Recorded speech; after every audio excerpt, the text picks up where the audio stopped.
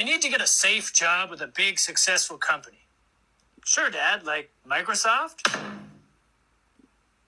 Oh, or Intel? Or Siemens? Ooh, maybe stay away from tech, what with all the AI. How about a car company? Everybody needs cars. Oh, like Nissan.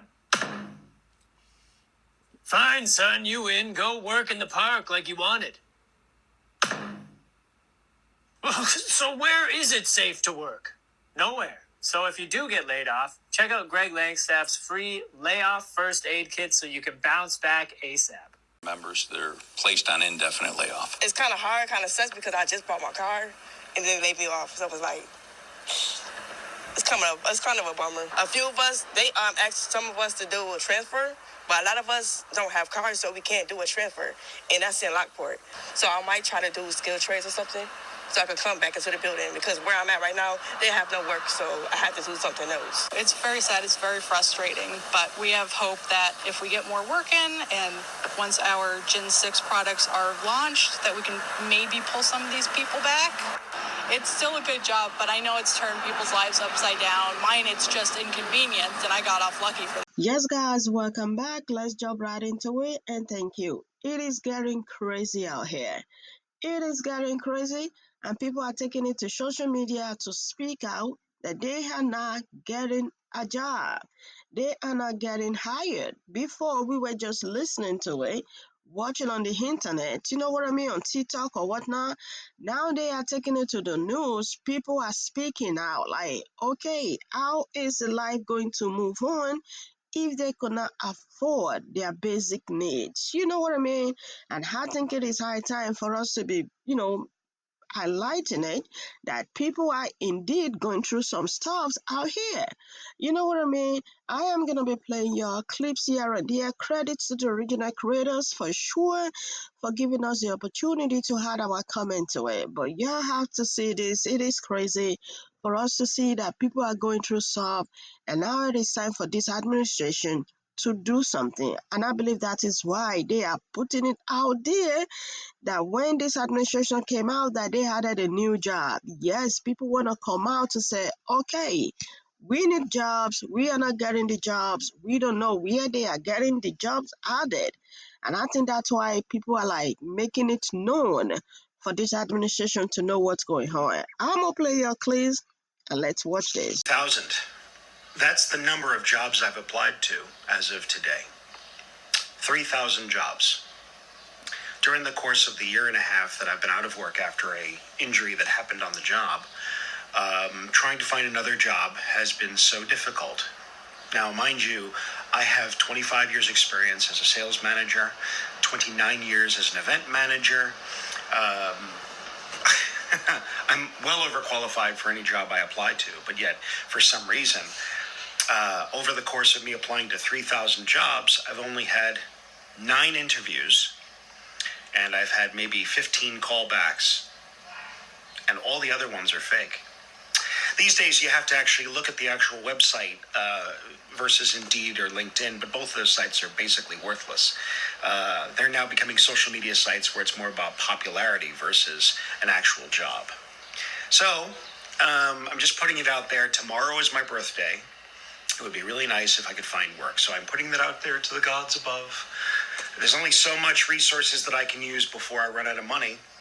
And frankly, the market is that bad. Is anybody else having that problem? I'd love to hear your story. I don't know if you've applied to 3,000 jobs. Have a nice day. So far in 2025, tech companies have already laid off 20,000 people. You've probably heard about big ones like Workday laying off 1,700 employees, but there are lots of smaller ones impacting anywhere from 10 to 200 people. And that doesn't include the large number of people who are being laid off from our federal government, including nearly 10,000 people working for USAID. Now, the reality is that tomorrow, the first BLS report of 2025 comes out, and I don't think it's going to show any sort of good news. I don't necessarily think it's going to show terrible news. It's just basically going to show that the job market has been relatively stagnant. And I think just based on the current situation in the US, this is probably going to continue for a while. And we are probably going to have fewer and fewer supports to help people get through it. So if you are someone who is affected by one of these layoffs, or if you're getting worried about that, a couple of things I would be thinking about. One, is there something that you can monetize, something that you can contract around? Maybe it's social media, maybe it's coaching, maybe it's starting a small Etsy shop. Like, I don't know what it might be, but considering ways that you can have some other income streams. And believe me when I tell you all that I think that this sucks, that everyone has to constantly think about other ways to make money because we can't count on our jobs and we can't count on our government. But that is the reality of how things are in the US. I would be making sure I have my resume ready. I would make sure that my LinkedIn profile is up to date. I would make sure that I am networking constantly, even if you're employed. You do not want to be scrambling to do these things once you lose your job. Look at the industries where our government seems invested in creating jobs, such as manufacturing and AI. And I would be focusing more on trying to build community so that you have more people that you can lean on if you need it. Those could end up being people who are able to give you part-time employment, or where you can trade services for the goods that you need, that sort of thing. Imagine working somewhere for 38 years and waking up to an email at 5:07 in the morning letting you know that you don't work there anymore because your job's been eliminated as part of a layoff. Now, one thing that stuck out with me, because I've talked about layoffs and how they're so inhuman, and the board will give a number and just tell corporate leadership, like, figure out how to meet it. And often people are looking at spreadsheets and just picking things out by numbers, not thinking of the names behind these layoffs and how you're taking away a job from someone that worked there for 38 years in plenty of cases like that. And so my one question is, was there more thought that went into whether to send the email and time this to go out at 5 o'clock on the dot, or to send it at 5:07? And was there more thought put into that than the rest of the layoff altogether? I believe you and I have heard so many stories about getting laid off. You know what I mean? But this one is crazy. To me, this is one of the craziest.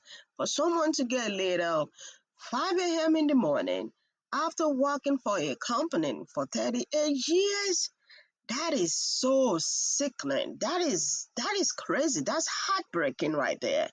You know what I mean? A lot of things might have happened for that person not to retire, because after 38 years, and you are still in a company, maybe the person is about to retire, waiting for the right time to retire, or maybe the person actually due for retirement but decided not to retire because the pension is not going to sustain the family.